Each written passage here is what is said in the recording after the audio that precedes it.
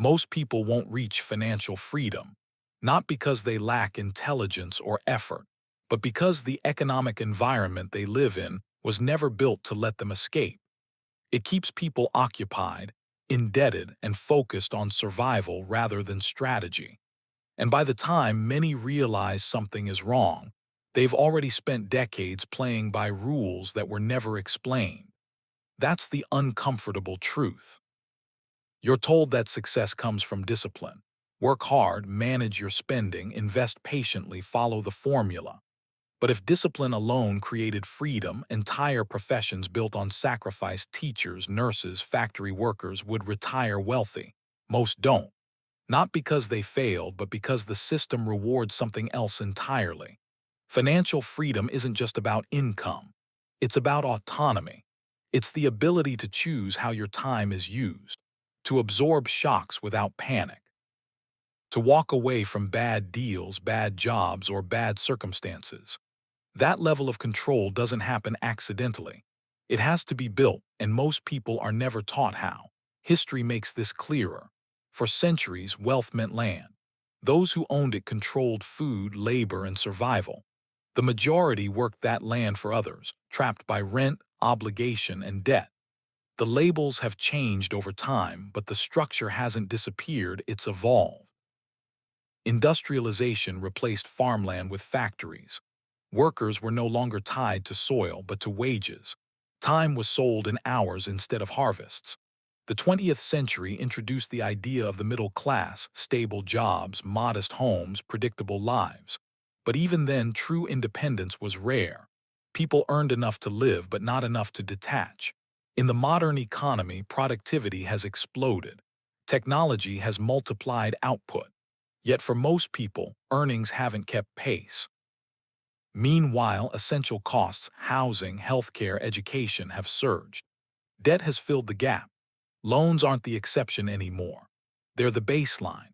Student loans, credit cards, auto payments, mortgages, layers of obligation that turn future income into collateral. When a large share of your earnings is already spoken for, freedom becomes theoretical. Then there's inflation, the quiet force that erodes purchasing power year after year. While wages struggle to rise, asset prices inflate. Stocks, property, and businesses grow more valuable, rewarding those who already own them. Those without assets fall further behind, even while doing everything right. This isn't a malfunction, it's how the system sustains itself. And perhaps the most effective feature is psychological. It trains people to internalize failure. If you're struggling, you're told to try harder, optimize your habits, hustle more. The system never questions itself. It sells you solutions that keep you dependent. Here's the harder truth. Income alone rarely creates freedom. Leverage does. Most people trade time for money. That exchange caps potential and ties survival to constant effort.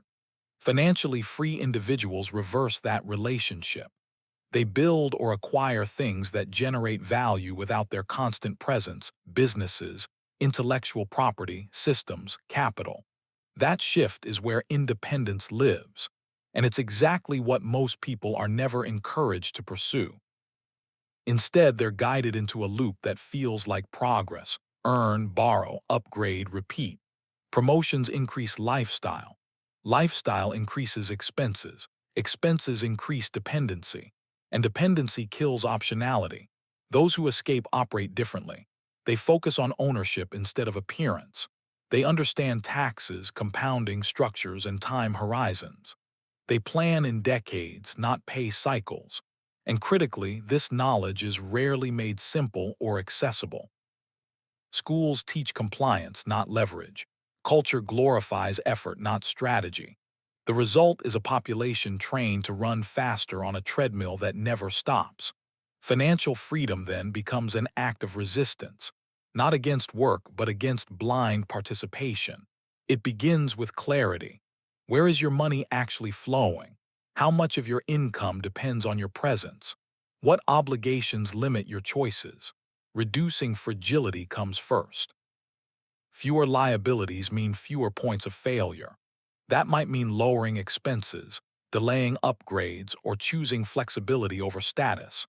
Every fixed cost removed is breathing room gained. Next comes asset building.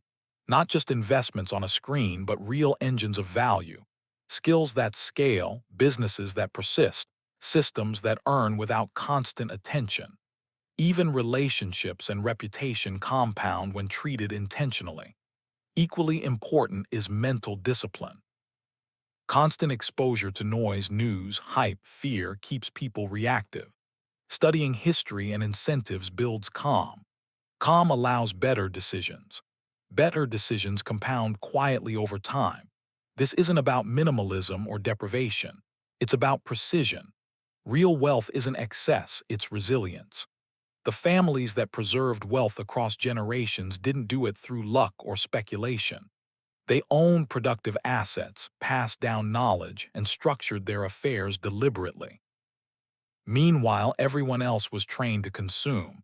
But once you see the pattern, it loses power. Financial freedom isn't guaranteed, it isn't easy, and it isn't fast.